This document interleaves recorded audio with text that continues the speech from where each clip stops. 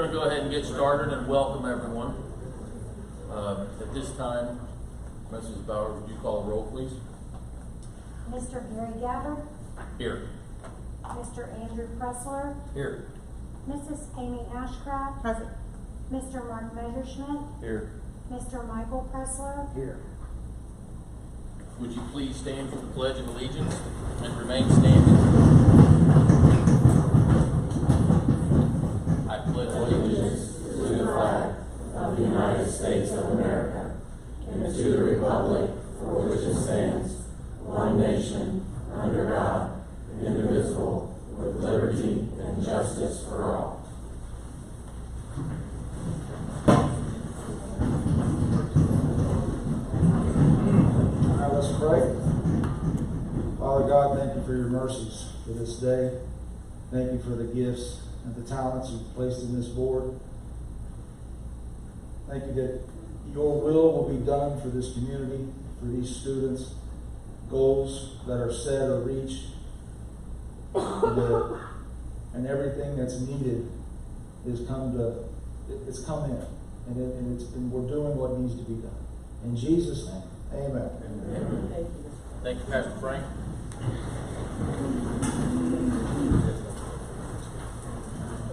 This time, I'm going to look for a motion for the approval of the agenda.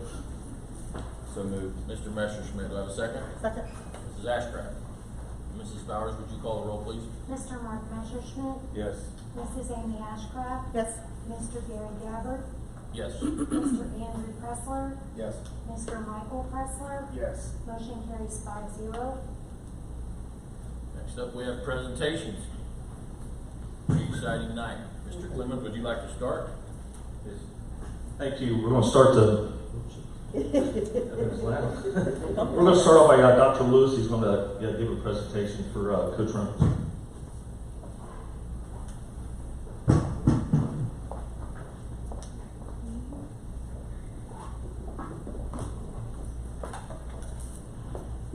Hello, board. It's nice to be here. I'm from Madison Township. I'm a neighboring community, so don't hold that against me. And this is my wife, Jerry Lewis. So we have a nonprofit in Middletown called Kingswell, and we actually train missional leaders that can impact our community in various ways. And so about 6 years ago, we started what we call the Impact Gala and Awards. And so we've been doing this for about 6 years now. And this year we decided to widen that award category or categories to Butler County. So in doing that, we decided to say, hey, let's forego the gala portion of this, and let's just go to the individual recipients who won these awards and just present these awards to them in their context. And I want to let my wife describe the process, how this came about in terms of the nomination process and so on. Hi, I'm Jerry. The process starts months in advance. So in December, we have a process by which we open it to the community virtually. Anyone that wants to nominate anybody, and they have to nominate them through a virtual form, give reasons for that category, who they're nominating, their why, and then we take the top 3 people that are nominated and put them on a ballot. And in spring, those 3 people go on that ballot for that category, and then it's open to anybody to vote one time each. We had almost 9,000 votes this year. Absolutely insane. And I will say overwhelmingly, this young man, I can say that because you're probably young enough to be my son, got nominated. First of all, there was no question he was in that top 3, and then overwhelmingly got voted. I don't know the exact number, but I would say at least half of his category went straight to him out of 3 people. So good job. Way to go, Coach. So this year's recipient is Trace Reynolds. He's a coach. Some of the things that came through on the nomination and wording is that he's inspiring.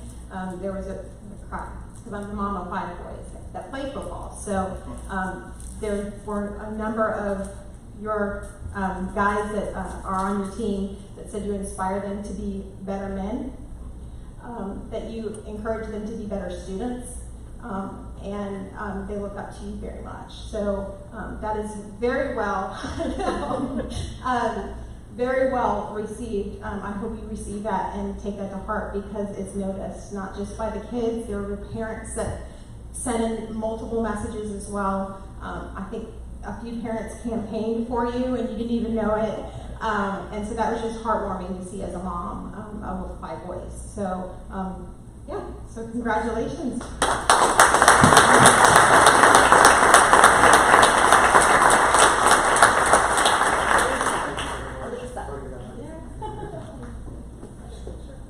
So on behalf of our board of directors and the team at Kingswell, we present the Rising Star Award from Kingswell.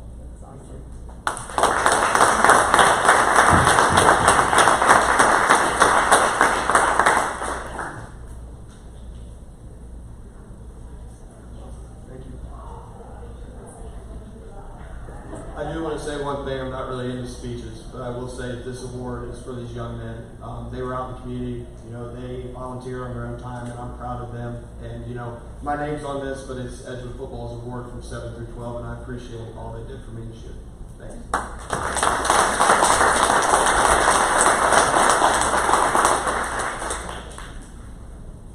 Very deserving. Board, I want to thank you tonight for letting us have this opportunity to recognize our full athletes and the awards they've received throughout the year, individually and as a team. What I'll do is I'll just start by calling your team and then your name. Once I say your name, just come down front here. Football, Jordan Kreider, first team SWBL. Braden Gunkel, first team SWBL, second team Southwest Ohio. Julian Apkean, second team SWBL. Rodeo Banyan, second team SWBL. Solomon Rothamel, second team SWBL. Peyton Wells, second team SWBL. Miller Fall, honorable mention. Roman Smith, honorable mention. Jack Johnson, sportsmanship.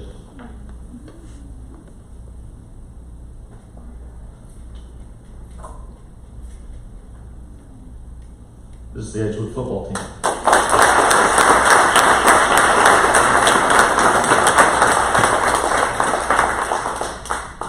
Girls volleyball.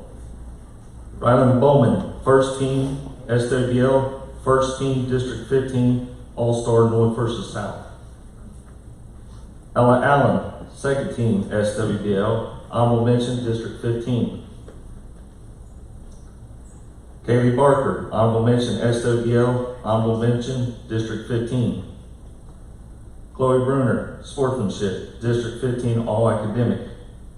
Addie King, District 15, all academic. Camden Buck, District 15, all academic.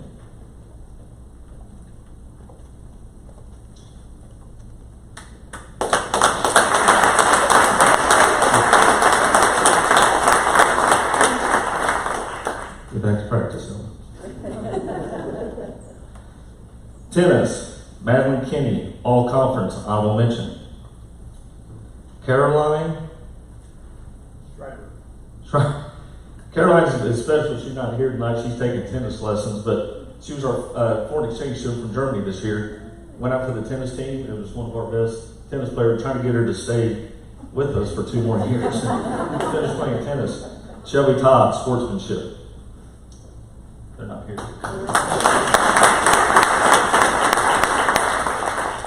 Cross country, Lauren Kinney. First team SWBL. Madeline Brown, second team SWBL.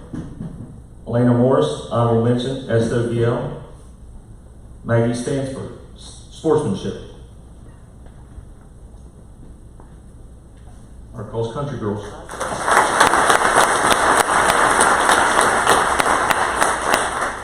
Boys golf, Robert Eckelbrecht, second team SWBL.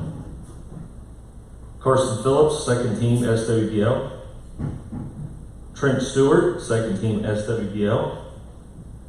Ryder Fields, honorable mention. Alston Hendrickson, sportsmanship.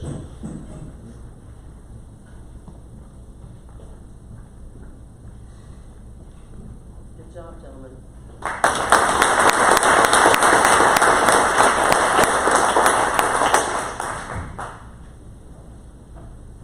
Girls golf, Riley Tice, first team SWBL. And for the others of you that don't know, we'll be having a signing day. Ms. Tice will be going to Kentucky Christian on a golf scholarship, one of the first girls in a long time to do that for Edgewood, so we're very happy for her and her family. Cadence Brown, sportsmanship.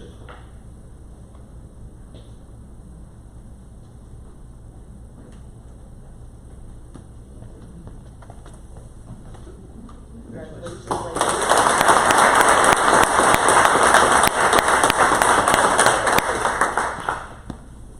Boys golf, Andrew Holschultz, second team SWBL. Soccer, sorry.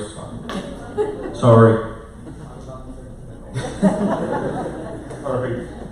Keegan Sexton, second team SWBL. Congratulations. Grayson Pletz, honorable mention.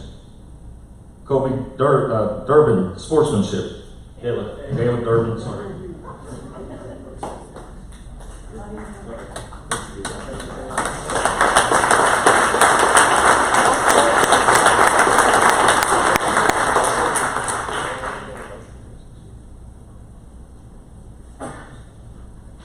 Girls soccer, Cassie Kellhall from first team SWBL.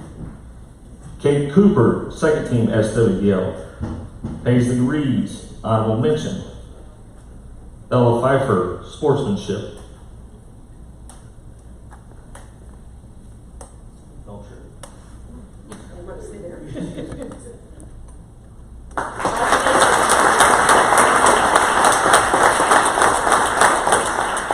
A lot of great honors for these teams, but the one that, for me as an AD, that we press upon and our coaches do a great job is our athletes with their grades.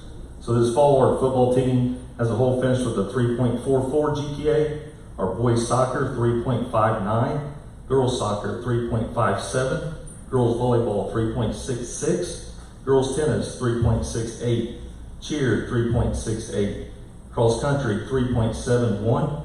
Boys golf, 3.68. Girls golf, 3.48. Very impressive to see what these young people are doing, spend a lot of time in the, we expect a lot out of them on the field, practices, a lot of time commitment. Some of them have jobs and stuff like that, but then what they do in the classroom is very impressive. This group did a great job. Congratulations.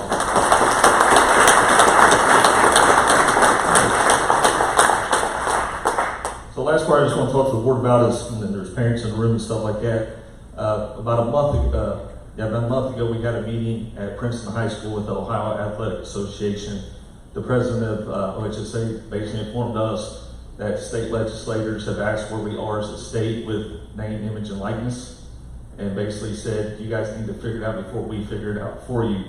42 states have NIL deals ready for their athletic athletes in high school. So myself and 19 other ADs across the state was chosen to be part of a committee. We have our first meeting Thursday in Columbus with OHSAA. To get that first meeting from there, we'll start meeting with state representatives throughout the state on what we think our NIL should look like, where they tell us what the NIL should look like for our athletes moving forward in the state of Ohio. Thank you, guys. Thank you. Thank you.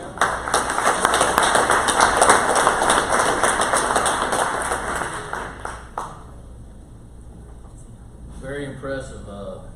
I think the GPA is what's the most impressive of what these kids have done.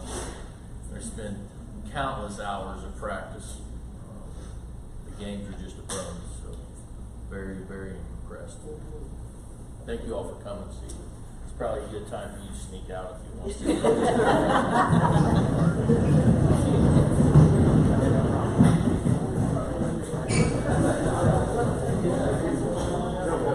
to. Hey, Uncle Brad, you gotta stay.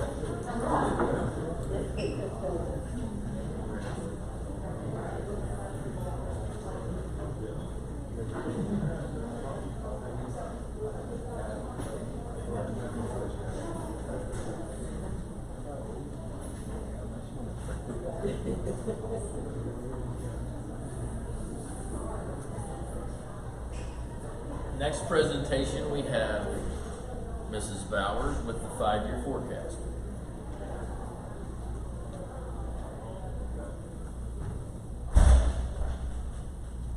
Good evening. I just want to give you an update tonight.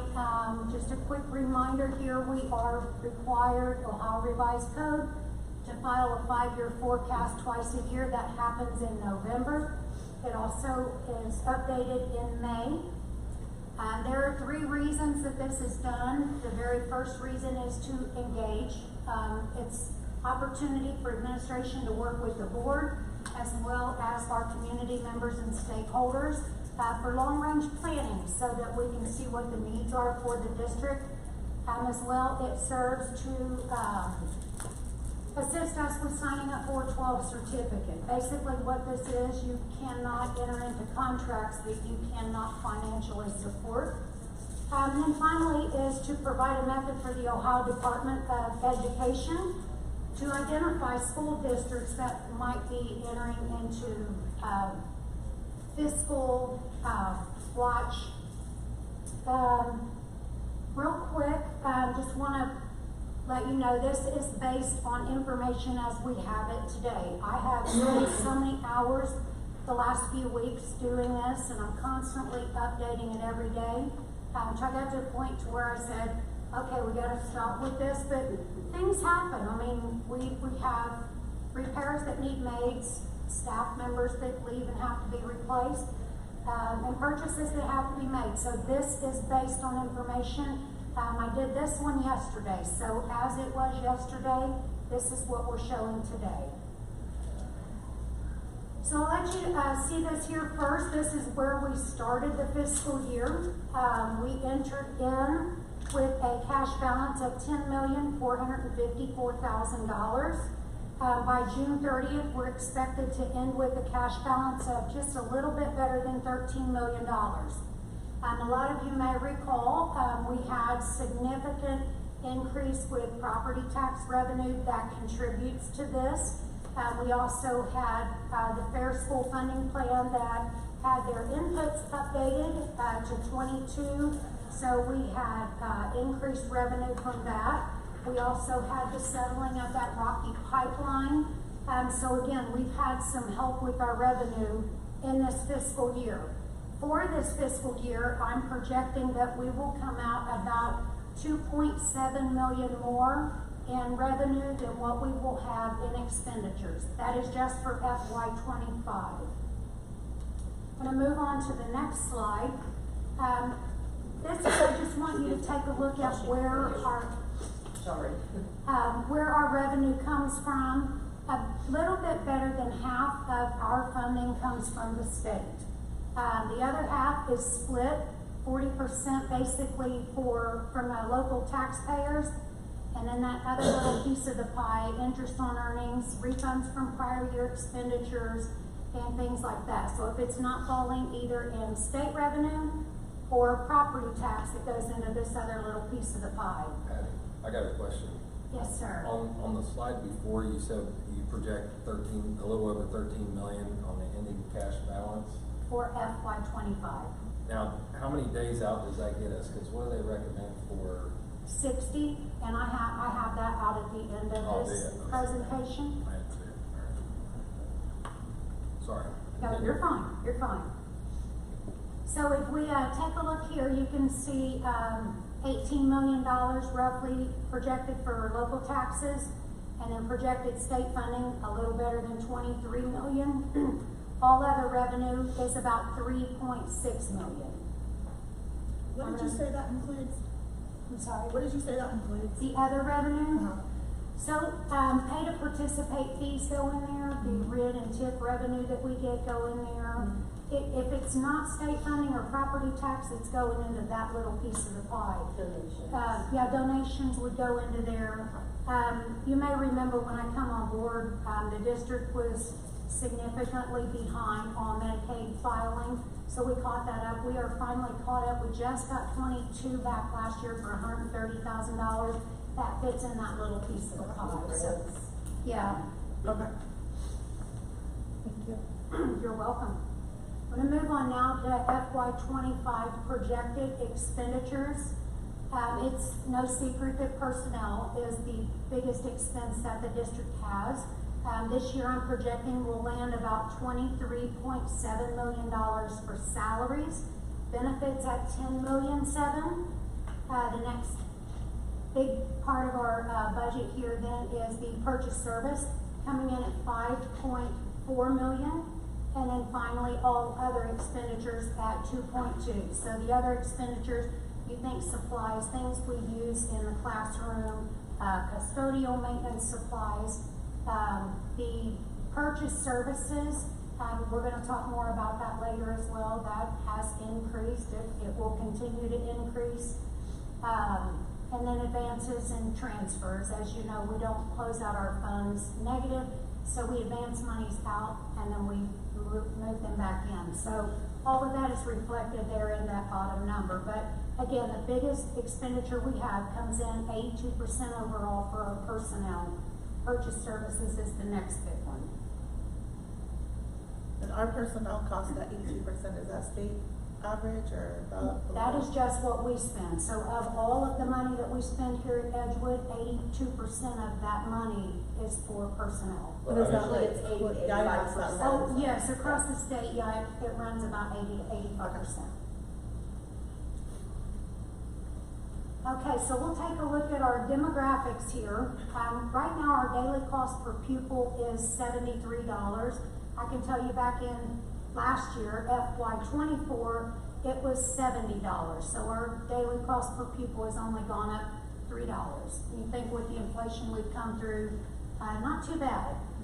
You can see the resident property owners portion is 24%, and then the state and federal business taxes comes in at 76%. There's not a lot of change here in this slide. So in FY24, our property taxes was 23%, so that's gone up 1%.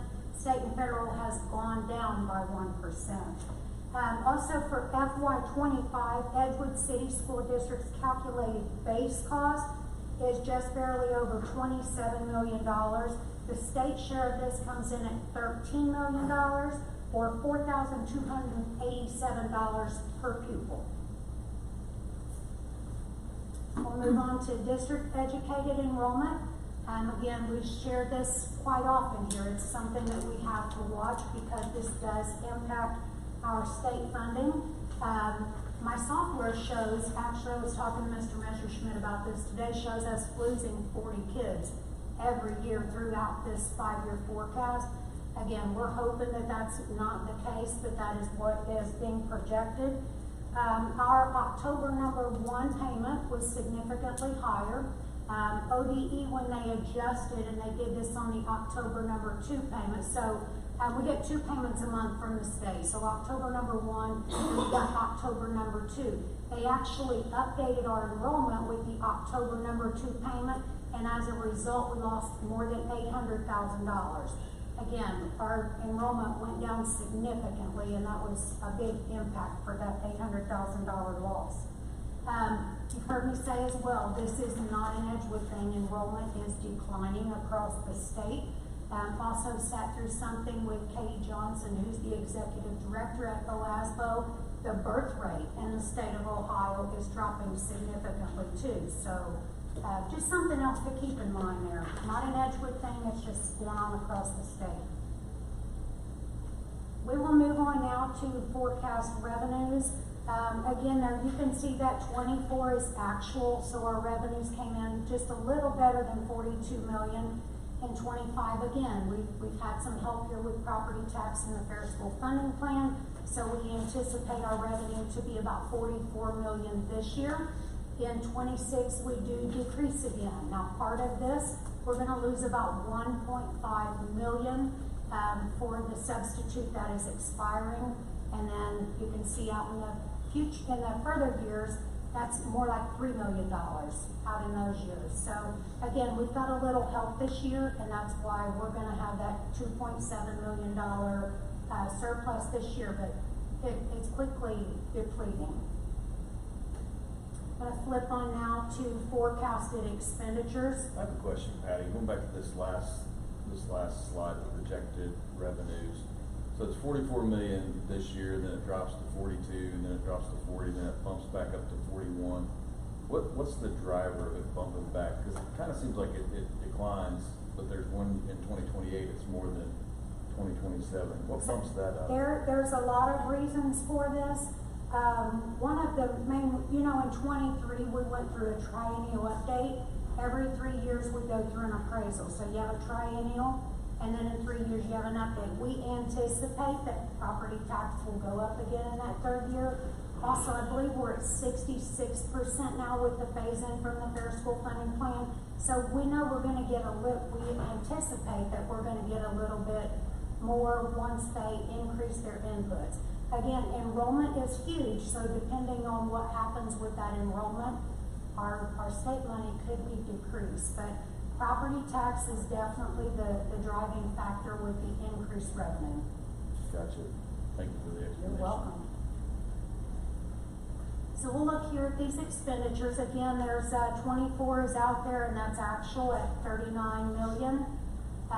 42.2 million is anticipated here for the fiscal year 25. Again, you got to think we've had a lot of inflation. We also have our benefits that increased 8% this year. Everything's going up, and inflation is huge. I have gone through these numbers multiple times. I feel really good about these numbers. In 26, you can see it continues to grow. The only thing I do want to point out to you here, I have added in here a 3% increase when we look at salaries.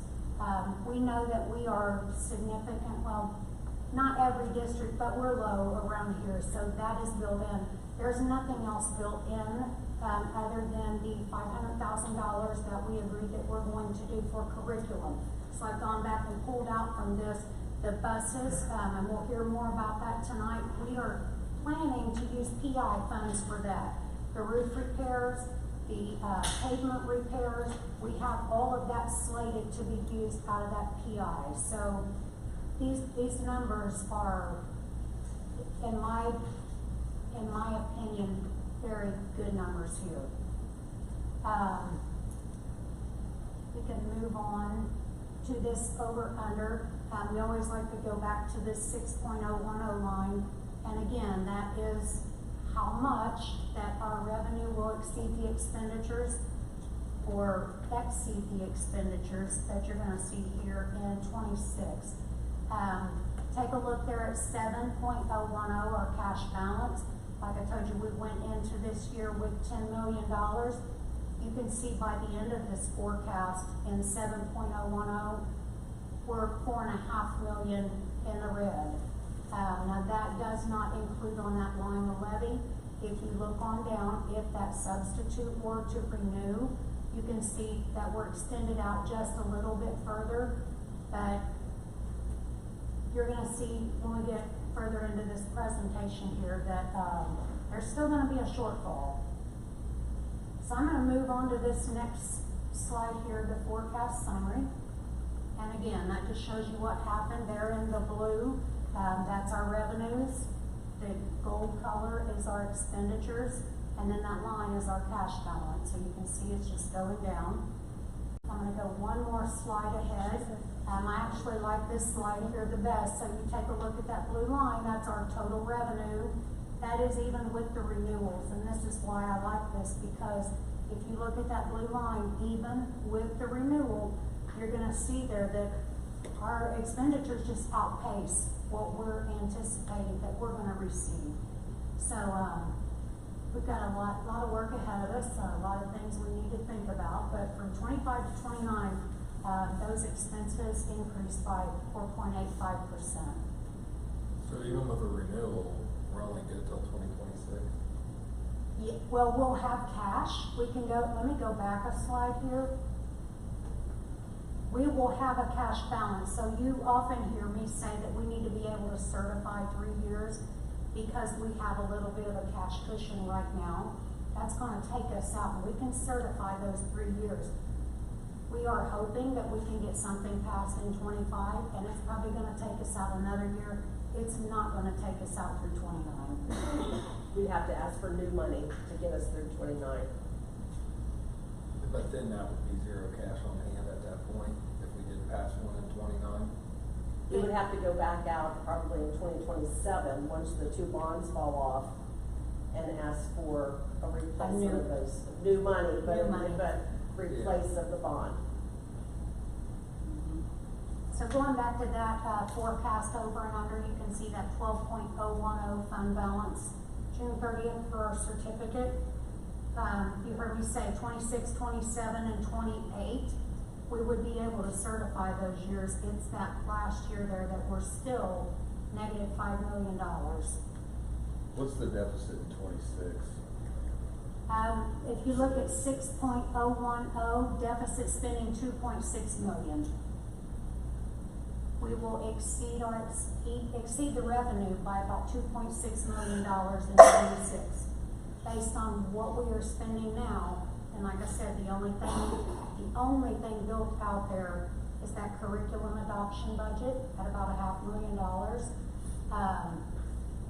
And again, it's based on what we know today. This doesn't include, like, we think, Mr. Fussnecker was telling me the other day, for example, some curriculum that we had just ordered for $50,000 is coming in now at $80,000.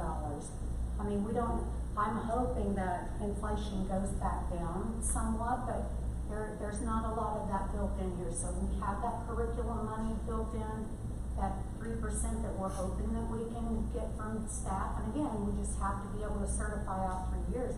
We can go back and change that. We can adjust the curriculum. We can take out increases. It's up to the board to tell us how to do that, but I just want to let you know, going in, there's not a lot here. There's really not. So I'm going to move back,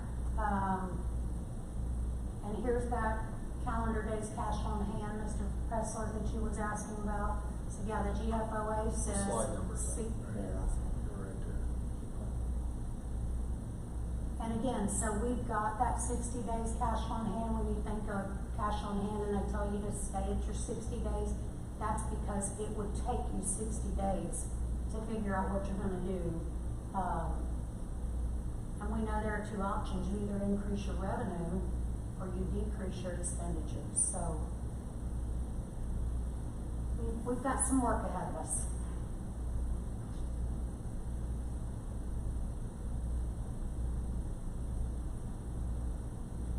I'm going to move on here to this fund balance again, and just, you can take a look here. The fund balance for that certificate of appropriations, again, will be able, because we had a cash surplus, we will be able to certify 25, 26, 27, and it's out there in 28. Without that renewal, we will not be able to certify 28. But if we could get that substitute passed next year, it would take care of 28. But we still, you can see that last line there out there in 29, deficit 5 million. So it's basically buying us a year. It's buying us a year.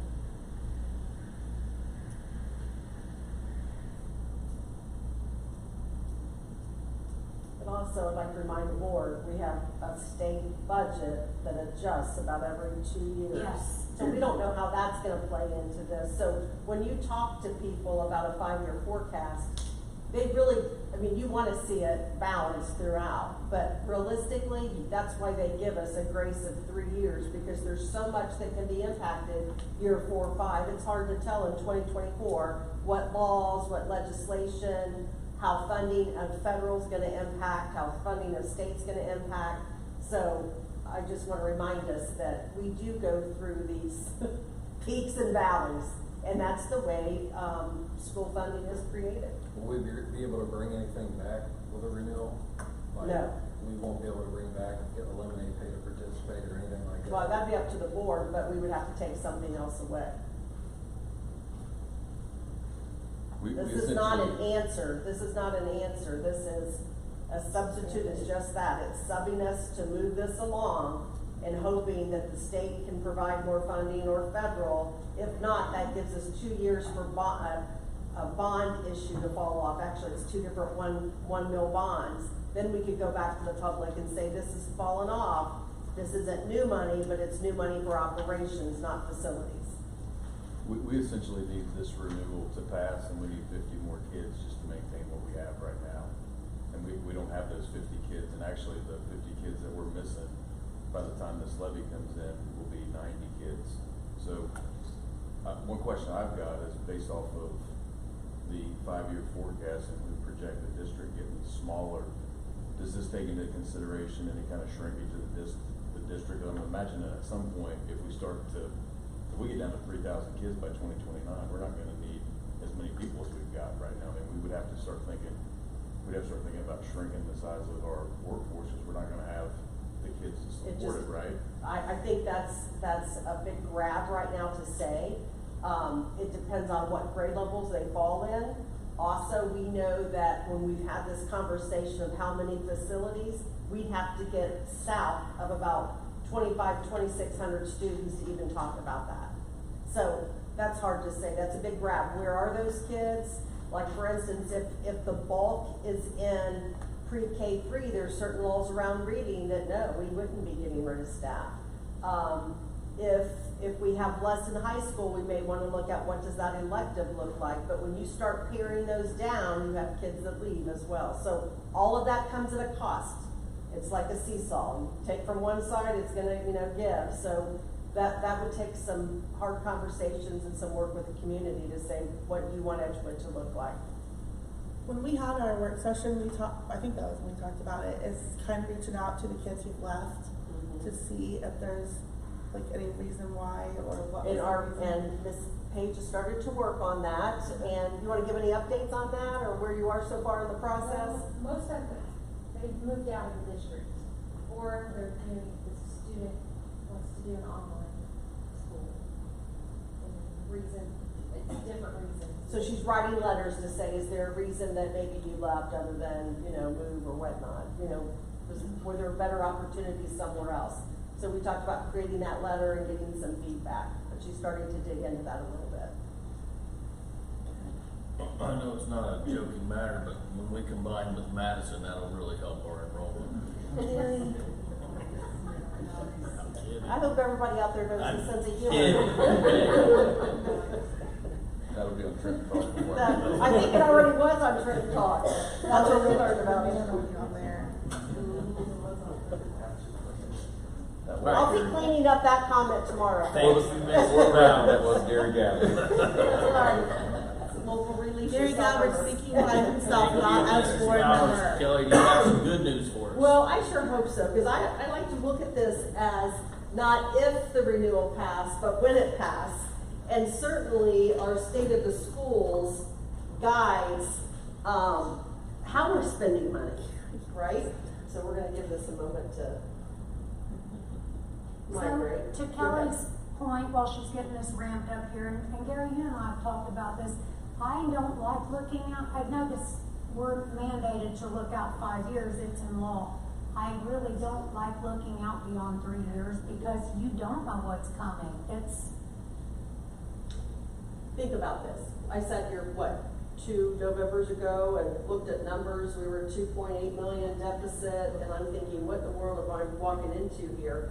And through some focus and some change and fair funding and some different things, the fact that Rocky Pipeline, a little bit, money came back in. You don't know in 2 years exactly where we're going to be. That's the best guess, and we really want to be solid for 3. But if you're saying I'm absolutely 100% year 4 or 5, you don't know what the laws are, how that's going to impact any of us. So enrollment and whatnot. So most schools really focus on that first 3, but you certainly want to, have a good guess for year 4 or 5. Well, we don't know. I mean, everybody's heard about Trenton expanding neighborhoods and whatever. So we have growth coming. Yeah. Yes. Yes. So I always like to begin by the state of the schools. When you talk to our community members, this slide depicts what they say about Edgewood. A lot of family pride, community, tradition, heritage, and I have to tell you, that is a great sign. So when you think of Edgewood, our families are saying it's about traditions, it's about family, and that's what it should be about.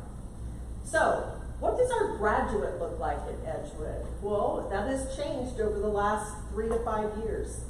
52% of our student population attend college, less than 5% enlist, 58% of our students are the first to attend college from their family. About 83% are interested in 4 years. Now, we have less than that actually graduate in 4 years. 31% are interested in 2 years, and I will tell you, I'm very impressed with the Butler Tech partnership. Butler Tech, as well as individual school districts, are doing more with Miami to try to get students to graduate with credit. What I should have on here as well, about 16% of our students graduate with at least 12 university credits, which really sets them on their way. You have seen community survey results. We've only done them 2 years, and this is a very informal survey. If we had more money, we would do something probably more credible and with an outside company that really digs deep into those questions. Why are people moving? And I will say, to go back to that as I'm jumping around, I have heard, this is informal data, that rent continues to go up. So that contributes to people moving. And in fact, just met with a family this week as to why they had to go, and it was because of rental changes. I'm not saying that's the answer for all, but that is a factor.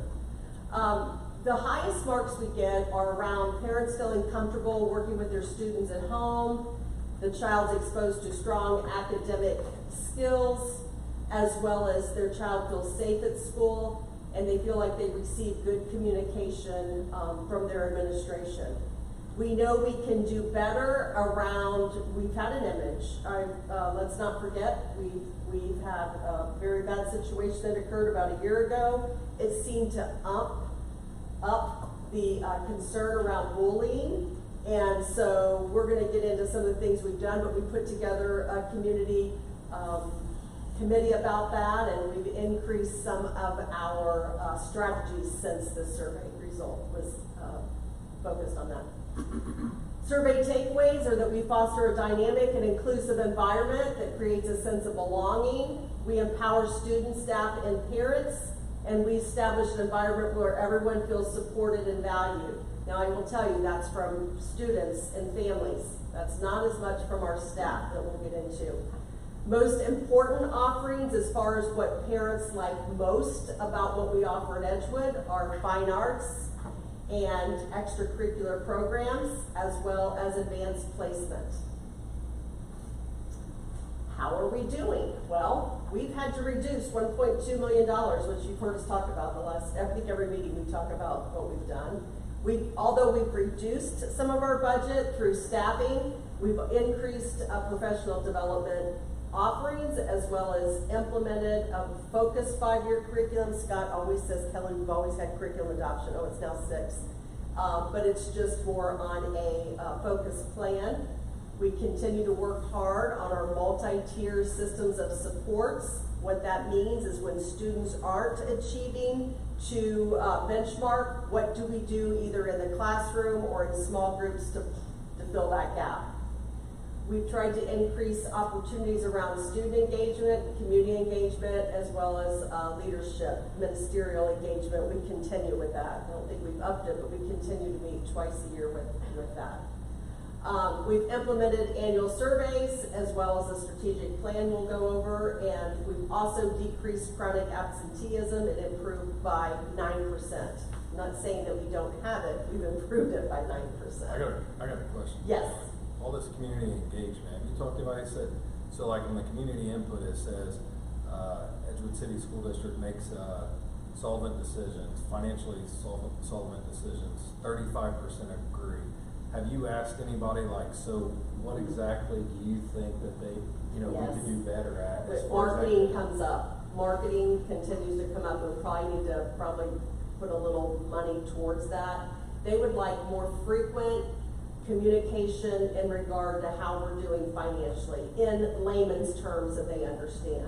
So one thing that came out of the community engagement are Tuesday tips. So once a month, a financial piece of information goes out.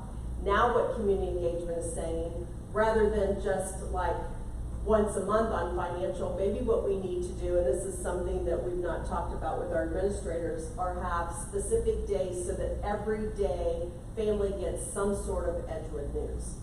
May it be from a building, may it be from whatever. So although we've improved in that area, community engagement is saying we need to do more.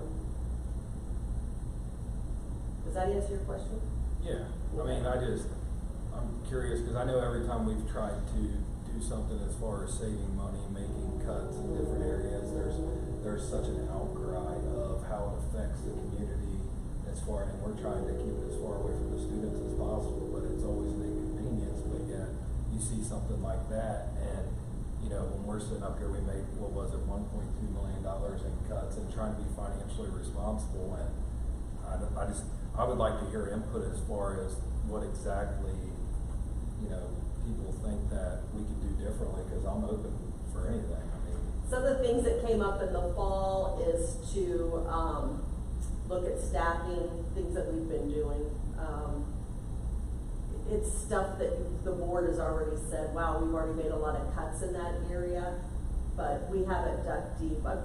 Patty and I talked about, should we put together, or maybe community engagement for a while, focuses on financial and get community input on financially what we could do better. But you know, the bottom line is 85% of that budget, or 82%, I just exaggerated by 3%, my fault, but 82% is personnel. There's not a lot of room in there. I think you saw less than 6% was for other, I mean, there's not a whole lot of money that you can do differently. Well, you know, Mark came in the other day and said, geez, if this renewal doesn't pass, I'm not for, you know, not offering transportation other than state, or not looking at athletics any further. This was just one-on-one, but the bottom line is, then you're looking at electives. There's not a whole lot of room there. yeah, there's only certain things Yeah. that you can cut. And I Right. know we took our classroom sizes down, you know, to be able to give our kids a better education, more one-on-one time with their teacher. But Mhm. I mean, would parents rather see, More so you know, primary. more? Yeah. Yeah, correct. But you know, instead of 20, I don't know how many kids are in a. About 25. 25, would they rather see 35 kids do a Right. classroom? No, nobody No, would say that's no, good. No, you know what I mean? Right, No, so, right. I mean, I don't really know. I mean, when you're sitting here trying to weigh your options on what all to cut and how to save money and everything, it's just, I don't know, it's kind of frustrating when you see stuff like that, because. It is. It is. Probably something I need to sit down with our unions. I'm looking over at Eric under that hat. I see you up there, buddy. Start talking about with our unions as well, and get them involved in our engagement, because that's right. There's only so much you can look at. And I think class sizes are really important. Listening to Patty's information about enrollment and possible declining, I'm sitting here thinking, as superintendent, I did make the choice to eliminate some open enrollment for kids that miss 60 or more days. Now, they're only in school 180. So you're thinking, if they're out a third of the year, no wonder our results are so low. So here I'm thinking, I've got to give our staff a fair shake here. Let's get them out of the mix and see how that increases achievement. But on the other hand, when you say we're down X amount of students, I'm going to tell you, the open enrollment I denied is pretty close to that number, but they had missed 60 or more days. So I'm sitting here as superintendent, I'll be honest with you, I'm thinking out loud on the stage going, wow, was that what's best? Of course that's best for the academic side, but that's not best for the financial side. I just know that, you know, I'm going into my last year on the board, and since I've been on the board, from day one, from the night I started, it's all been about how can we save money. It's cut, you know, how can we save money?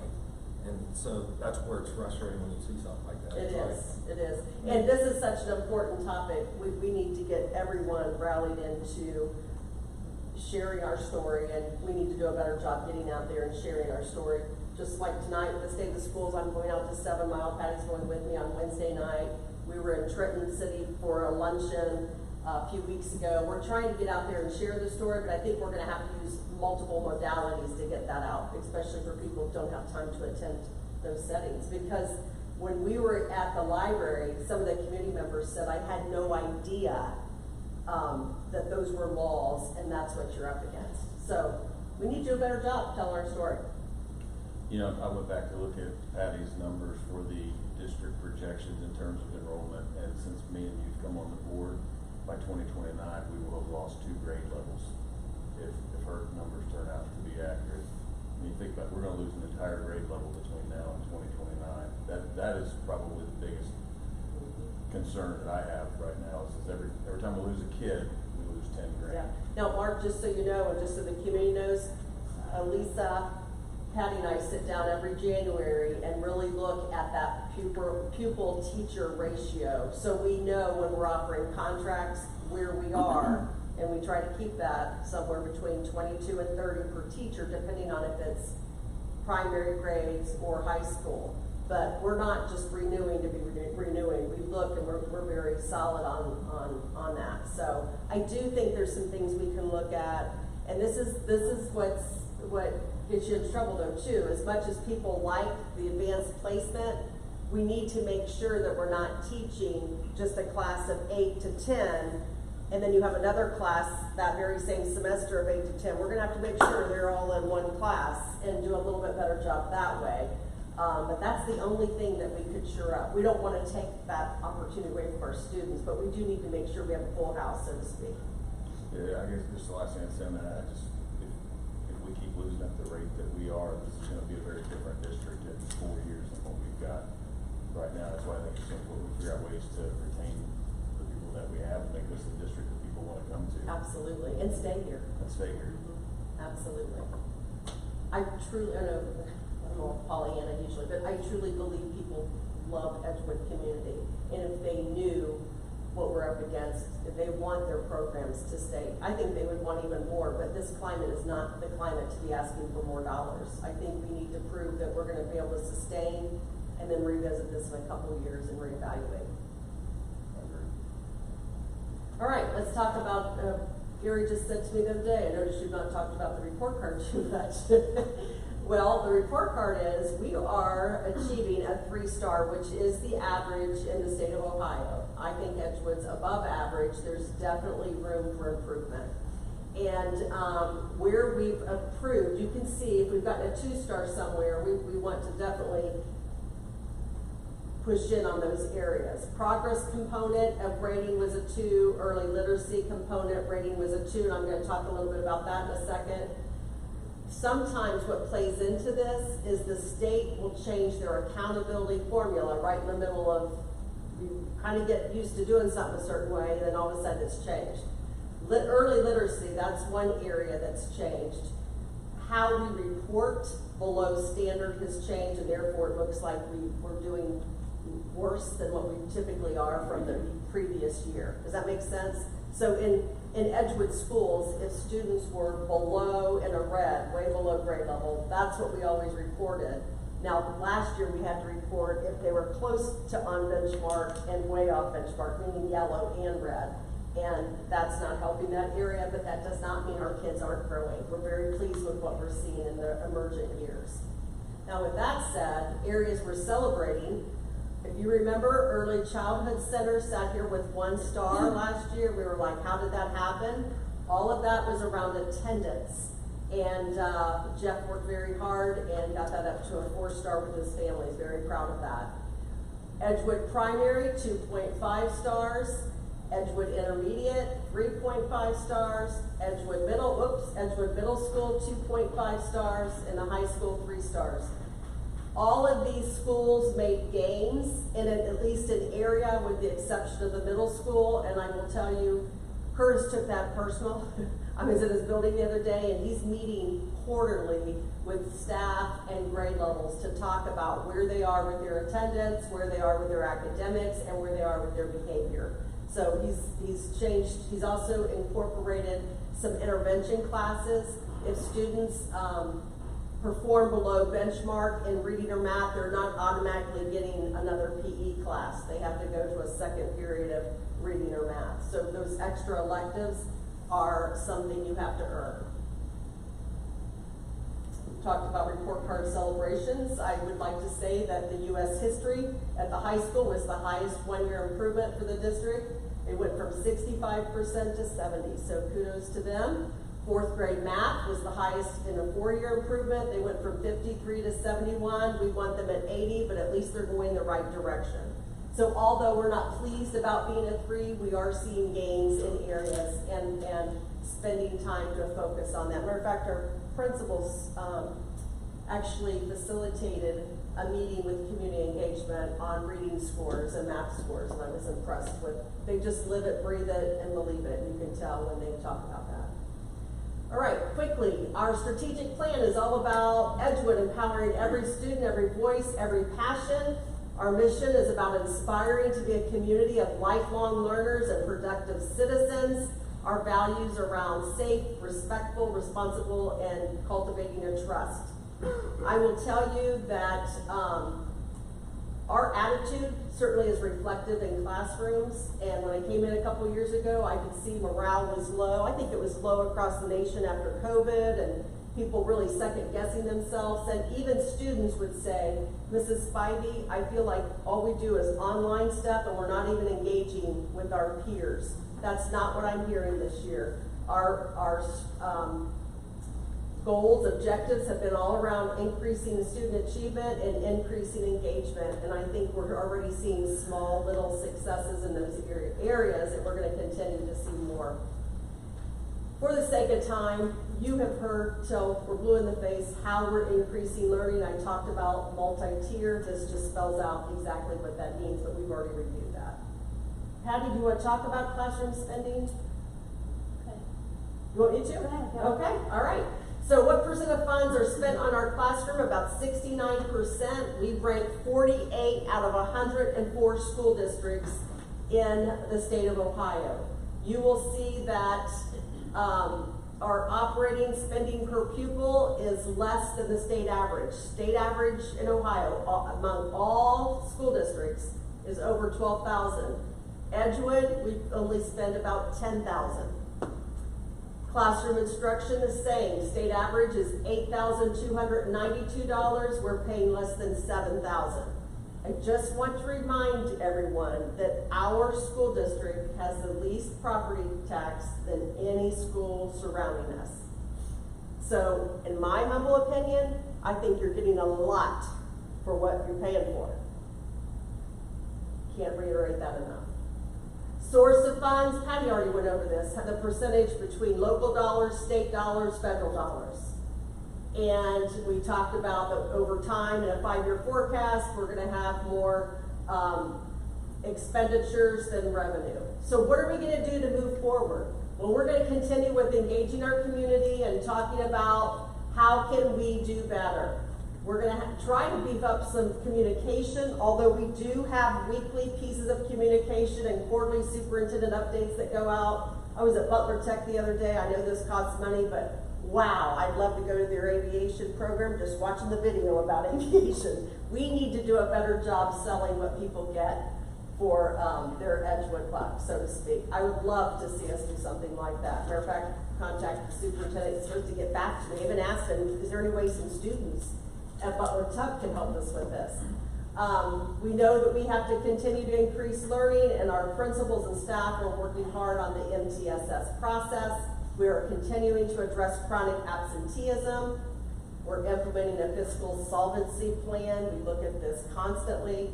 Sustain quality staff. You know, constantly saying we have to, just because our taxpayers pay less taxes in Edgewood doesn't mean that our teachers deserve less. We have to find ways to sustain our staff and make sure that we're offering competitive salaries. We want to request the community that they certainly support us in our substitute renewal in May of 2025. That is our plan in moving forward. And I just want to share with the board that when you say, or you heard earlier Patty talking about, really this renewal just gets us another year, as Andrew said it. Well, why aren't we asking for more? Well, this was the ballot just this past week. Or was it a week or 2 weeks ago? I'm losing track of time. But out of all the schools in Ohio, the total for new money that people asked for, including substitute levies, was 33%. Total for renewals, meaning the substitutes that were renewed, 91%. That doesn't make sense to me, but I know for renewals it was 91%. Total for operating levies, 68%. what that tells me is that people are approving, as an average of the state of Ohio, renewals. They're not looking to get rid of new money very easy. So, in all, we know that what we need to do is ask for new money. We also know this is not the right time to ask for new money. Does that make sense? So we just got to continue to shore up our spending.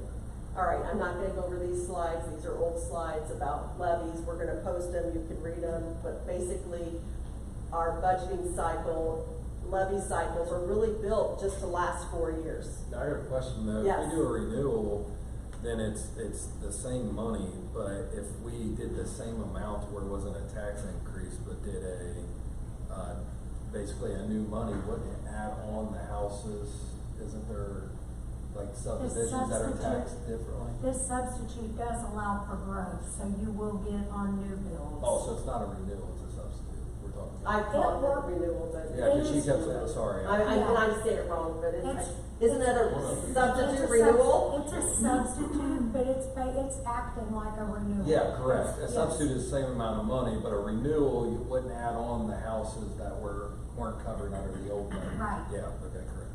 All right, I Don't was you just start making saying sure. substitute, not renewal, you tell me that all the time.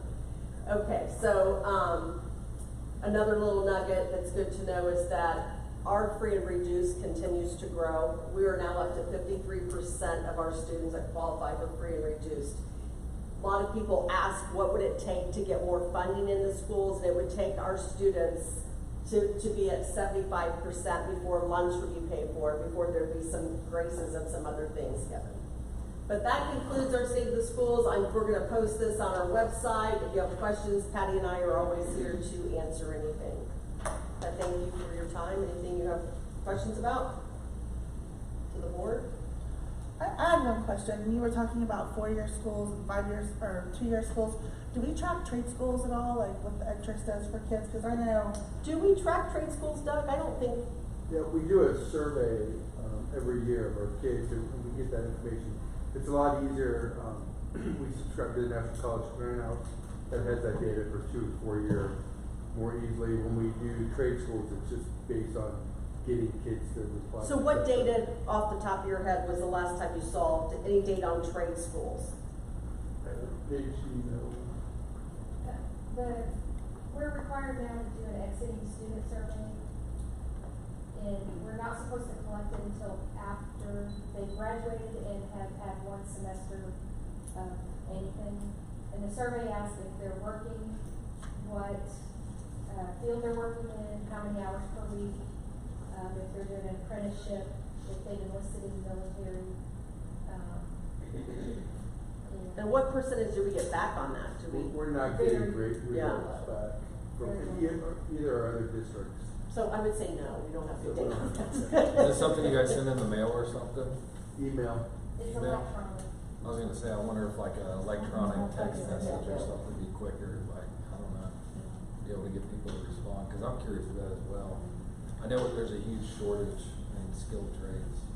As far Do you know which skill trades? We're starting to. All of them, I mean, that's the industry I work in, and there's a huge shortage. I tell you, with the brewery, we hire every electrician that applies. Really? Can't get enough of them. Butler Tech is required to do the survey also, and they have had, it's part of their report card, they've had to do it for years. But our students who are there 100%, they survey also, and they share that information every year. I wonder if we could do something towards the end of the year and just, even if it's not required, like an anticipation, like what's your plan basically after graduation, before they actually graduate or something? Don't you try have getting some something like sort of- that now with the career pathway? Yep, we did that, and we have a career fair for So you have the numbers on that, you'd be able to run those numbers then? We have to double check the numbers. I don't have them on me right now, but we can get you the numbers as soon as we can. Yeah, cause not everybody does what they planned on, but Right. it changes, but at least you got some sort of idea what, what they're planning. You have my wheels turning, we need to talk about that. Yep, you're throwing out. Do they still do like a career day where they come in and different skilled trades and? We have a career fair where all these different businesses come in, for our juniors and seniors, they take applications and learn more about their skills. It's during the day, during the school day. It's during Usually the- in March. Yeah, March. And then we also had Career Month that Andrew Hobson takes kids to different businesses. That was last month, I believe. When she has a new class this year that she's bringing in, like 4-year colleges, 2-year colleges, trades, like all the different unions are coming in to talk to the kids, and then they do an internship second quarter for those kids that are kind of like undecided. I think it's been pretty. She's done a really good job with that too. Yeah, We hope to expand those opportunities. my child has benefited from that. Good, good. One of them. Great. Next we have public participation, and I don't believe anybody signed up. So next we'll go back to you, Mrs. Bowers, with treasurer items. Mr. Gabbard, I would like to block items A and B, the regular board meeting minutes from October 21st, and the meeting minutes from the work session on October 29th. Looking for a motion to approve A and B as presented. So moved. Mrs. Ashcraft, do I have a second? A second. Mr. Messerschmidt. Mrs. Bowers, would you call the roll, please? Mrs. Amy Ashcraft? Yes. Mr. Mark Messerschmidt? Yes. Mr. Gary Gabbard? Yes. Mr. Andrew Pressler? Yes. Mr. Michael Pressler? Yes. Motion carries 5-0. Next, I would like to block item C, which is the financial reports as presented, and item D, which is the 5-year forecast. Looking for a motion to approve item C and D as presented. So moved. Mr. Messerschmidt, do I have a second? Second. Mr. Michael Pressler. Any questions, discussion? Mrs. Bowers, would you call the roll, please? Mr. Mark Messerschmidt? Yes. Mr. Michael Pressler? Yes. Mr. Gary Gabbard? Yes. Mr. Andrew Pressler? Yes. Mrs. Amy Ashcraft? Yes. Motion carries 5-0. Next, I would like to block items E and F, D and F. He was ready. First, E and F. E and F, Warren County ESC quote, and the Applied Behavior Services contract. Looking for a motion to approve E and F as presented. So moved. Mr. Messerschmidt, do I have a second? Second. Mr. Michael Pressler. Any questions about these contracts? Are these new kids to the district or new identified? So if we take a look there at the Warren County, so last month I actually brought you a quote for a student that was being placed at Warren County, and it was $53,000, I believe. And you know, by IEP we have to use the least restrictive environment. That placement did not work out. It's like a step up. So one of these is replacing the $53,000, and it's like $60,000. It's like $7,000 or $8,000 more. And the other is a new placement. The other two are replacements. Do we know, like, do we have any information about, are newly identified or new to the district? One is newly identified, and new to the district. Mhm. The other, the one that's being replaced was new to us at the end of last year. And the other student was new to us last year. Okay. Thank you. Any more questions? Mrs. Bowers, would you call the roll, please? Mr. Mark Messerschmidt? Yes. Mr. Michael Pressler? Yes. Mr. Gary Gabbard? Yes. Mr. Andrew Pressler? Yes. Mrs. Amy Ashcraft? Yes. Motion carries 5-0. The next agenda item, G, is the Ever-Driven contract. Looking for a motion to approve the Ever-Driven contract, item G. Bless you. Thank you. So moved. Mr. Messerschmidt, do I have a second? Second. Mr. Michael Pressler. Any discussion? I would like to do a quick shout out to Miss Lindsay White. We currently use UTS to transport the majority of our students, be it for special needs, homelessness, or whatnot. She has worked on this really hard, and we think that this will save us, we're gonna start in January, save us about $300 a day. So you might remember I came to you early in the year and we did a purchase order for, I believe it was the homeless transportation for $50,000. My intent was that would be for the first semester and take us to Christmas. That purchase order has ran out, so we just opened another one for transporting students. So she has worked really hard on this, put a lot of sweat into it. We think that by going this route, and not every student would be eligible for this, but a lot of them, and we think it's going to save about $300 a day. We have 24 students with transport right now. Looking to switch 18 of those to Edgewood because it'd be cheaper. They charge you per route instead of per child. So many of our Bento families, there's 4, 5 kids, and we're being charged for every kid. Sometimes they go to the same school, right? Or they go to the primary and intermediate. Edgewood would allow us to just pay for the route instead of the kids, so it's a substantial savings. They also are allowing us to partner, so the cost will hopefully be less, partner with some of the other local districts, like Talawanda utilizes Edgewood, and they have kids that go to some similar placements as us, and so they let us split the cost between districts. So I'm really excited about it. They've been very responsive. They have a really nice portal for administrators to be able to see when the bands are coming, because you know, they show up at like 20 minutes early, 45 minutes late, you never know. So you'll see like live in time when they come. I'd love to switch all kids to them, but for cost savings, we can't do that quite yet. But it's been good. Great. Great, thank you for checking that out for us.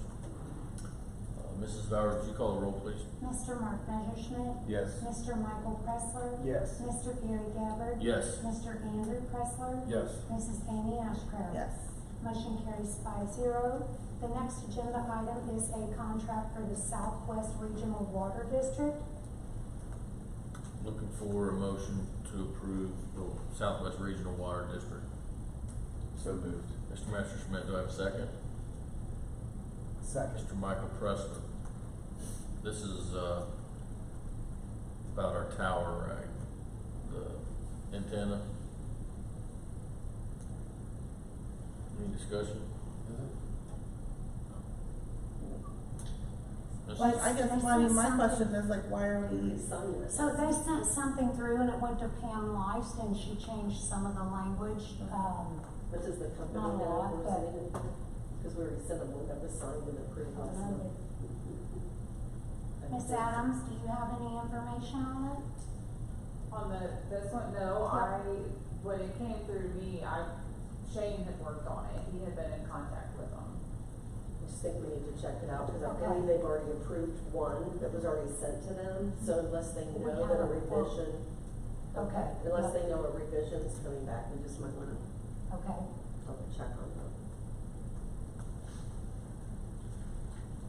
Do you want to table it? Miss-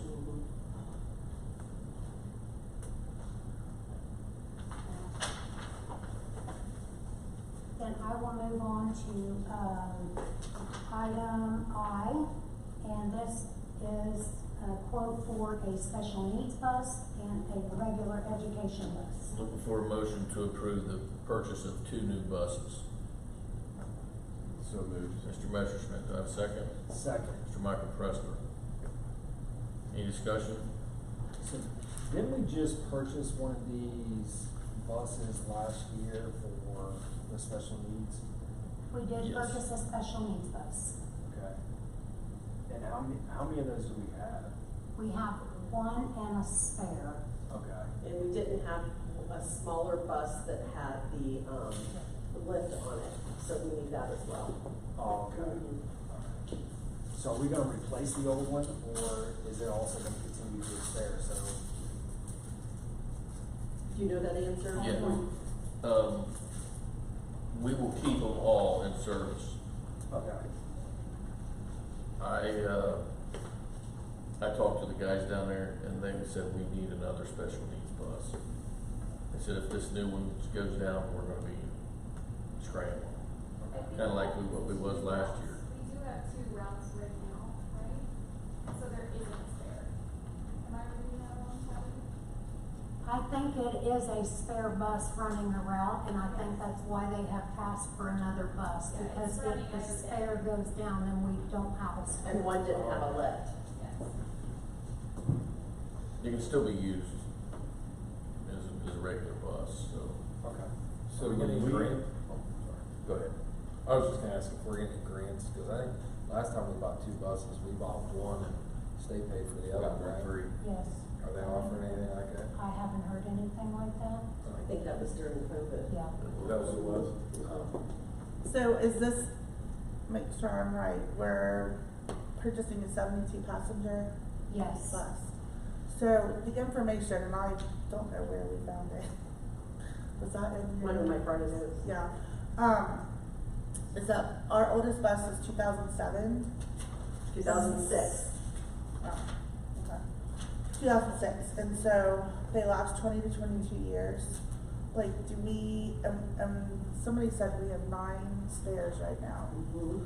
Do we, is there another need for a brand new bus, or is there another need Gary someplace talked to else? the mechanic on this, so I'm gonna lean to. Okay, so we do have several spares 9. that need to be taken to a scrapyard. They've got 270 to 350,000 miles on them We have 4 spares like that. that are ready to take to the scrapyard. I mean, they patched the floors in them with sheet metal because they had holes in them. We're not gonna use them. We're not gonna send them out on a route to pick kids up. They're just not. And these buses are actively running routes every day? No. They're just spares if we need one? Right. If something breaks down, they'll maybe go pick up the rest of a Or route. a field trip, they need an extra driver for maybe a field trip. So when you go to buy a bus, do you just like go to like a bus dealership and buy the bus, or do you have to order it? We're actually part of the Education Purchasing Council. They go out and do all the bidding for us. We actually use them for our benefits as well, but they go out and do the bids. These bids just closed on October the 30th. So I work with Robin Houston there at EPC. She sent everything over to me. Worked with Shane and Jim O'Brien at Rush, and he sent this information back to us. And I asked how soon we could get these buses. They would actually have them built in January, and we could have them in February. But the bidding is done for us, and that's because we are part of the EPC. So let me ask this question then, and we just talked about a renewal levy, coming up in May. Is this something we wanna wait till after that renewal levy goes on the ballot to see if it passes? Because I think the conversation could turn to, are we gonna have transportation next year? I hate to buy 2 brand new buses that are sitting. I'll say that is a board decision, but let's remember here too that we're doing that with PI money. So when you're looking at PI money, you can't use PI money to pay salaries. You can't use it for contracts to place kids out.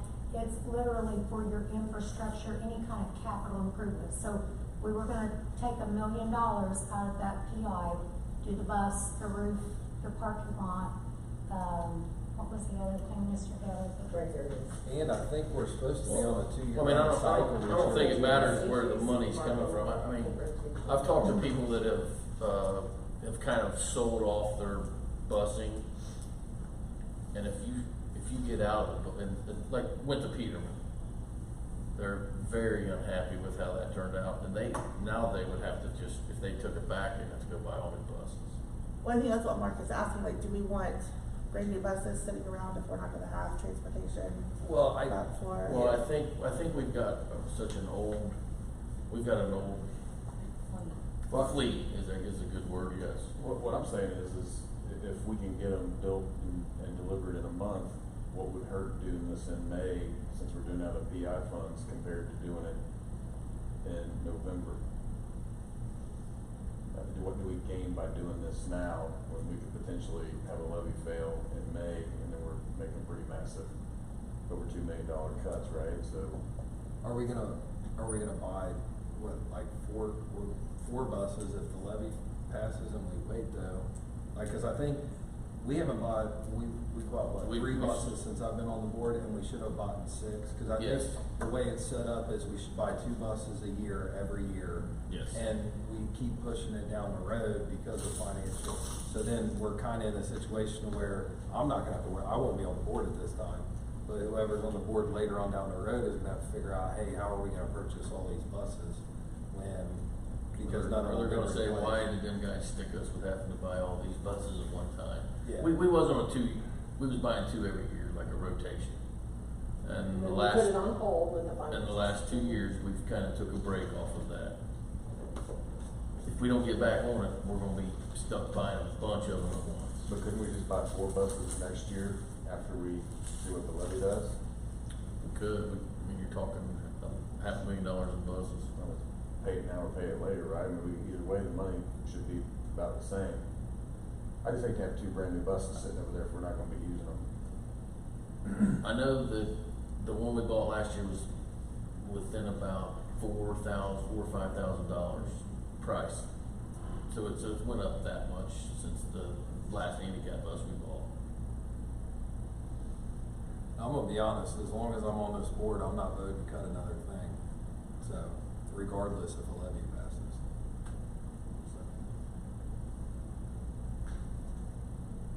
So do we have a motion? We already have one. Okay. Yeah, we got a motion. Yep. We said we Yeah, had in to a talk second. about it. Yeah. Mhm, Yep.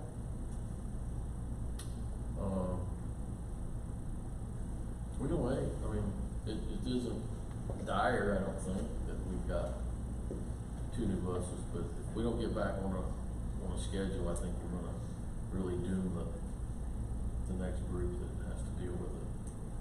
Let's take a roll, if you wanna vote, if someone wants to vote no, vote no, if you wanna vote yes, vote yes. Well, Unless I we think have at to a table it in minimum, order to. I think at a minimum, we have to talk about special needs bus. Like, that is necessary tonight, because, like they say, if that breaks down, we're in And trouble. no matter if you're letting pass tonight, you have to provide transportation Right. with special needs. So do we wanna back this off to 1 bus, 1 special needs bus instead of, cause what did we buy, 1 last year? One. We bought 0 the year before? Correct. I don't know that we've bought a special needs bus for a long time. We've bought 3 since I've been on the board. Not special needs. Just 1 special needs one. Yeah, 1 special needs and 2 regular. Which I think was year 1, they paid for 1 of the buses we bought. Correct. Well, let me ask this question. So even if we didn't pass a levy and we can only cut high school busing, right? We still have to have buses to bus the little kids, right? Yeah, we do, within 2 miles, not a half mile. So we still need buses. Mhm. We just don't need as many. I'm like, not that we're doing that, I just want everybody to be clear, like, I'm just saying, like, for To make the best instance, like, decision if that's, today, right. yeah, so I mean, we would still need buses somewhat, but, So I looked at this when we were talking about this the last time, the police station is about 2 miles. So essentially, anything inside between here and the police station, if you draw a circle, that would be what you would be cutting busing for. so far. Please 2 don't make miles us is a do lot, that. it's a lot further than you think. No. I can't have little kids walking 2 miles.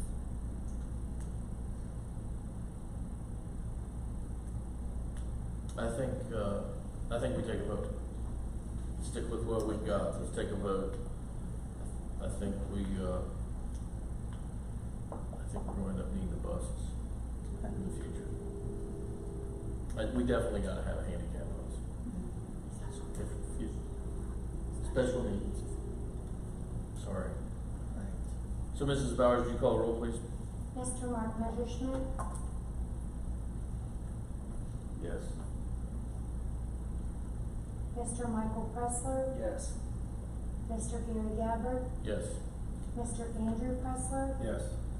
Mrs. Amy Ashcraft. Yes. Motion carries 5-0. The next agenda item is the resolution declaring the necessity of raising funds for school district purposes.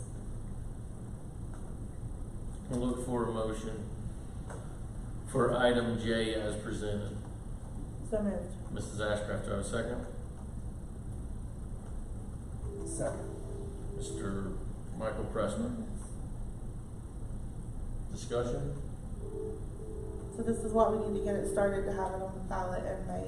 Yes. What's our next step? Next month we do something. So if this one gets approved, I have to send it back to the county and have it certified there. They'll send it back and then we will go with the second resolution to get on the ballot, To get on the ballot in May. May. Okay. Any more discussion? Mrs. Bowers, would you call the roll, please? Mrs. Amy Ashcraft? Yes. Mr. Michael Pressler? Yes. Mr. Gary Gabbard? Yes. Mr. Andrew Pressler? Yes. Mr. Mark Messerschmidt? Yes. Motion carries 5-0. That is all I have for this evening. Thank you, Mrs. Bowers. Yes. Would you moving like right to go, along, Mrs. I Stein? would, and for the sake of time, I'm gonna propose that we block item A, motion to approve the first grade field trip, as well as C, board policies, as well as D, which is the the nutritional guidelines. The board policies are only for review, correct? So we don't need to As do a motion presented. on those. I don't, No. you don't do a first reading? Well, we do, but we don't have to do a Okay, motion. okay. So, I will rephrase that. I would like to block items A and D as We'll presented. look for a motion to what are you doing, A and D? Yep, All right, for the second time. all right. A is Block. approval of a field trip, and is it D that A they and acknowledge the D. standards? Yes. Oh, okay, I'm goofing this up. Now for the second time, I just wasted it. I'd like to propose item A for We're approval. gonna look for a motion for approval for item A, which is a field trip. So moved. Mrs. Ashcraft, do I have a second? Mr. Andrew Pressler is alive. Mrs. Bowers, would you call the roll, please? Mrs. Amy Ashcraft? Yes. Mr. Andrew Pressler? Yes. Mr. Gary Gabbard? Yes. Mr. Mark Messerschmidt? Yes. Mr. Michael Pressler? Yes. That motion carries 5-0. And thank you, Lindy Clemens, for filling this out very thoroughly. I appreciate that. Wasn't that a nice one? Yes. Yes, I agree. Very thorough. Okay, now I would like to propose item 6B, capital improvement priority. Looking to approve the projects as presented. I'm looking for a motion for item B as capital improvements. As presented. Mr. Andrew Pressler, do I have a second? Second. Mr. Mark Messerschmidt. These are all the things we talked about in our work session, right? This, correct, these were the top priorities from the work session, which includes roof maintenance, HVAC, parking lot paving, on rotation, as well as paint rotation, and, you've already acted on the bus. That's what I saw. I got a question. Shouldn't roof repairs probably be on a rotation? Cause I'd imagine probably annually we have roof repairs. You would think so. I think we call them when we need them. Yeah, we do one, we just don't have a budget for it. Yeah. Do we budget for that? No. it's not.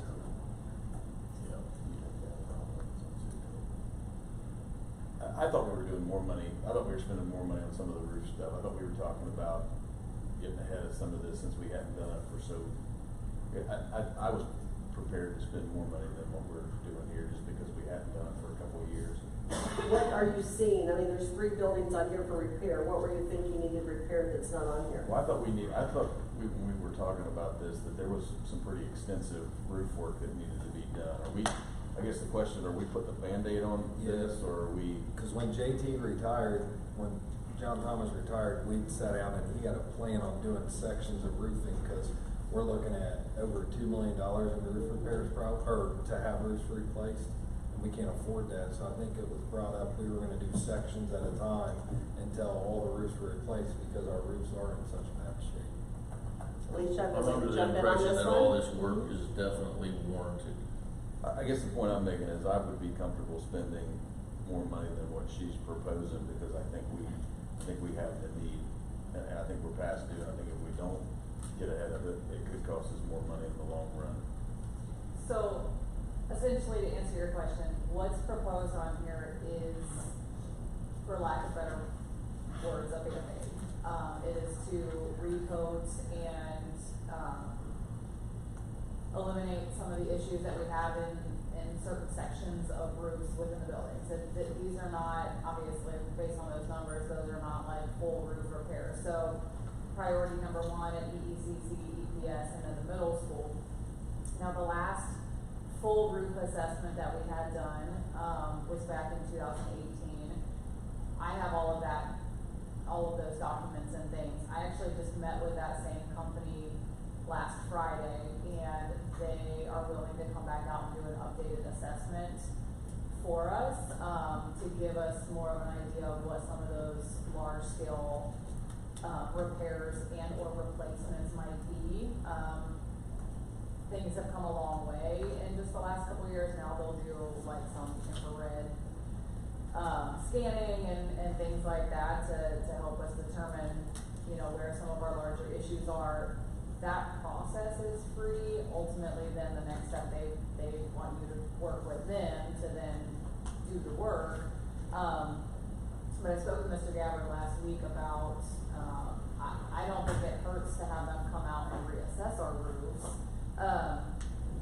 But in the meantime, some of this work is necessary to be done while we figure out what the next step is and what roofs have to be replaced and where we need to go from there.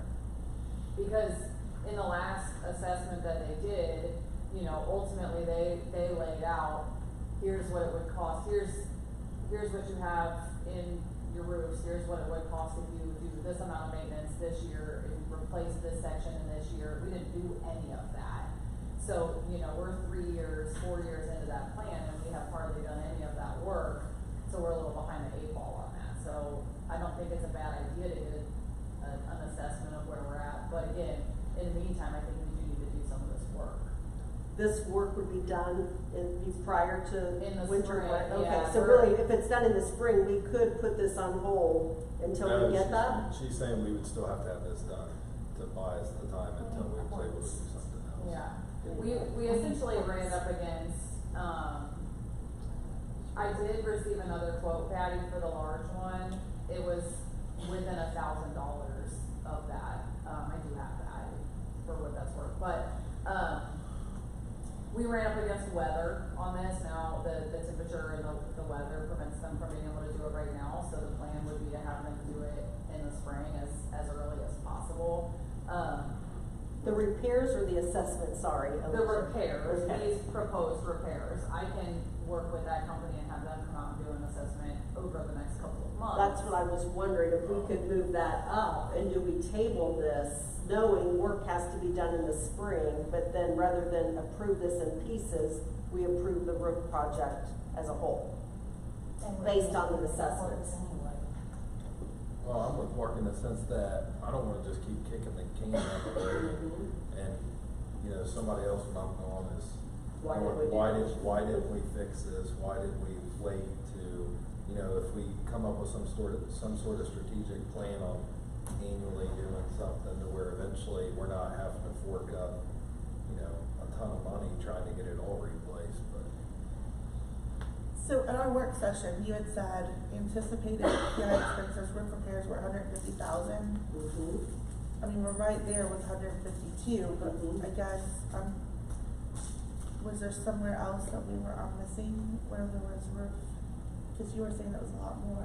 Well, when me and him were first new to the board, we went around with John Thomas, and he showed us a lot of, he talked us through all the buildings and what maintenance was The required. long-term capital improvement plan. And he talked about extensive roof work that needed to be done in several buildings. And when I saw this, when I was looking at it over the weekend, I expected that number to be significantly higher, and I would be comfortable with that number being significantly higher, is I guess the point I'm making. Okay. Well, I think that there is a maintenance plan with this company that's gonna come out that did the assessment in 2018. I don't know that we can wait to get these 3 areas. I just don't think we can wait to get them done.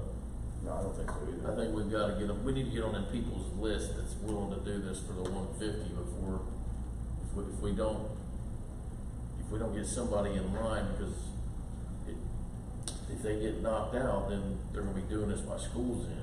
I'm good with this, but I do think we need to come up with some sort of. Yeah, and they're gonna come back out and reassess everything and give us the big assessment of what they think, where they think we should be annually.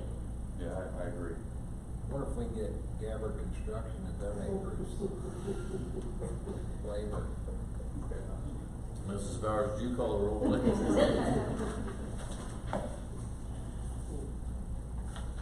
I'm kidding, is there any more discussion? And I mean, this HVAC work, is this something that needs to be done right now, or is this something that is gonna be coming up? Well, the primary school is the only building that we have not upgraded our temperature controls for. We have it in all of the other buildings. That allows us to monitor and make adjustments and do a lot of the work remotely. That's a priority when looking at all of our HVAC needs. That is a priority. The rooftop units, those are both at the middle school. In my discussions and then looking at those need to be replaced within the next year. Because they are no longer gonna work in a year, or? I think the amount of maintenance, I think they're overly inefficient in the amount of maintenance that's required on them. They are past their life cycle. I have Donnie Coons putting together all of our, sort of an inventory of our chillers, boilers, and water heaters, as far as how old they are, where they're located, their current condition, all of that kind of stuff. When I met with him and we looked at the entire district and everything HVAC related, This there's is what a he come lot, up but with. there's lots of things, but these are top priority. Those 2 rooftop units in the middle school were top on his list. So the parking lot paving, that's been prioritized into sections? No, That was just HVAC, I think. no, that's not, those aren't I'm into prioritized. paving. Those are just listed on there as capital improvement projects, Okay. not in any particular order. Paint rotation? Yeah, I mean, if you walk through our buildings, we have some buildings that are in desperate need of paint. Our middle school, if you walk through it, you'll see 5 different colors of white patches on the wall. I mean, it's just time. I don't think our hallways have been touched. We hit the intermediate school every year because for some reason those kids love to just peel that paint off the wall and we can't figure out how to make it stop. But short of getting those walls back down to cinder block and starting over, there's so many layers of paint on them. We're struggling to figure out how to fix that. So we're working on that. We've been working on it every year. But I do think, like the primary school, that the hallways of that building have not been touched in years. We have our custodians kind of spot treat and paint throughout the summer as they can. They did a ton of work at the primary school and at the early childhood center. But I think it's time that we refresh our buildings. I would propose to start with the middle school and then work our way through the buildings that way. Okay. Now,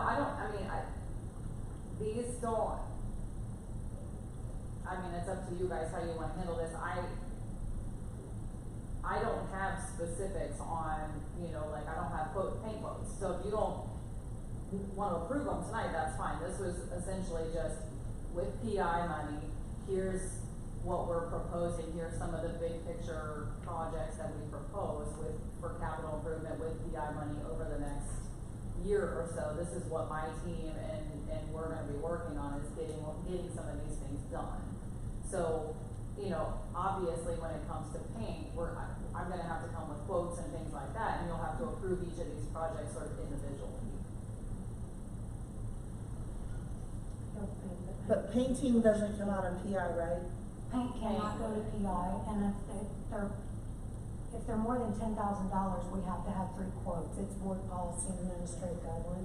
But for the basis of the conversation, the board asked after the work session, come back with the top projects. So these are the projects with your approval she would like to move forward with. That's something that we need to change as far as that number. That number is 75,000. Yes. Yeah, we want to change that. It's part of what you're reviewing on here now. The first read, it's all in the.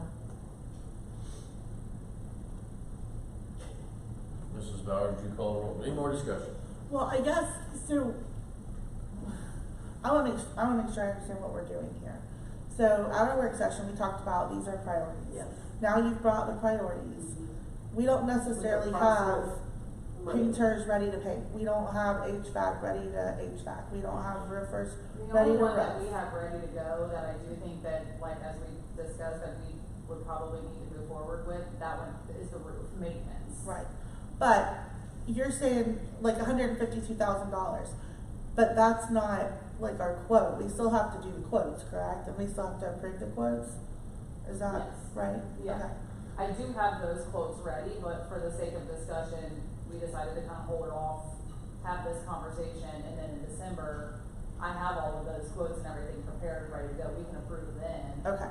Or it can be up, for approval then, and we can move forward on it now. What we're approving is for you to just get us quotes and come back move forward and with move forward on on these these, projects, like, essentially. kind of paint rotation. Okay. Yes, you're approving that you honor these projects as the top of the Okay. capital improvement. Okay.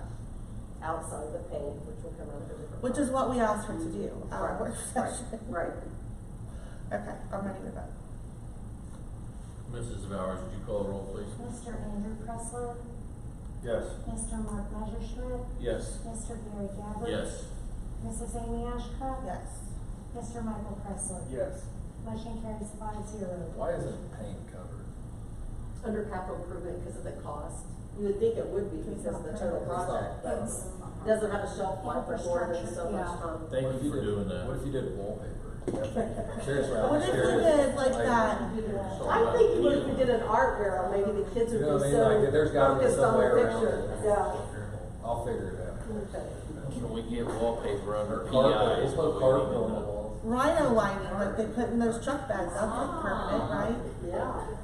We'll rhino line all of them and we can do permanent. It's straight against the wall, they'll have a big cut on it. Well, they'll stay away from it then, they won't touch it.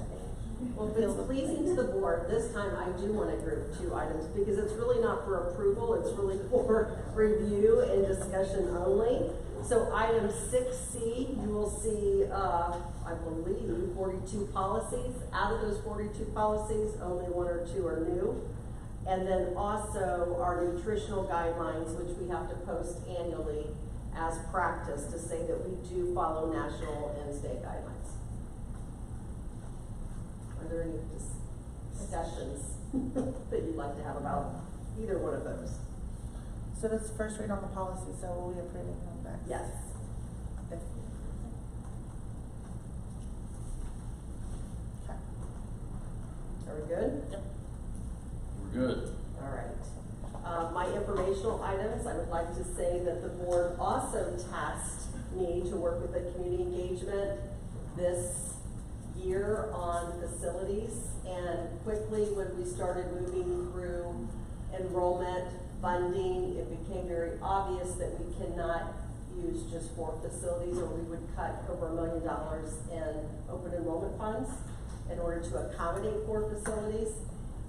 Which I know is not going to be pleasing to the board. And then from that conversation with community engagement, it got into would the district ever consider community schools again? And then it got into why don't we survey people, to the point where our staff at the elementaries wanted to come share data in regard to, although people probably went kicking and screaming into grade level buildings, they're really enjoying the collaboration, that they're able to learn from one another and grow, and they're enjoying resources, and they're certainly seeing some spikes in their data. But from there, I feel like we have really hit this topic enough.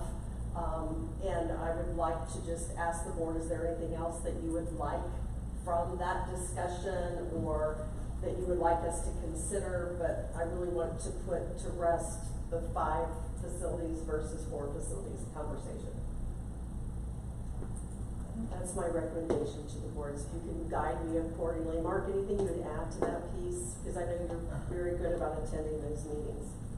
I agree with you. I think that conversation probably needs to go in a different direction, and I feel like, especially with some of the stuff that we're talking about, the shrinking of the community and the services that we provide to the community, I think it would be better used, that time would be better used to figure out how we move forward as a district. And I feel like we're getting hung up on it's just not going anywhere right now. I think we got other things that we need to focus on. So I would recommend to the board that we give you a different direction to go, and the recommendation that I would have is let's engage the community and figure out how we grow and move the district forward.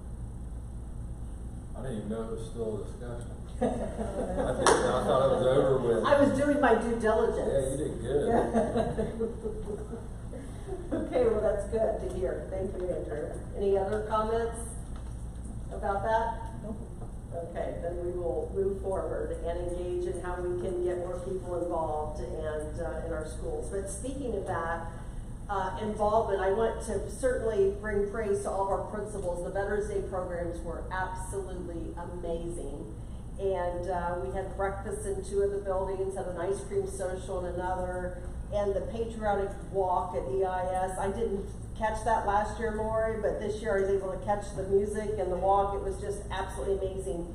And to see the community involvement was just amazing. I wish we had that type of involvement every day at our schools. So certainly want to thank our veterans and thank our staff that got those programs up and running.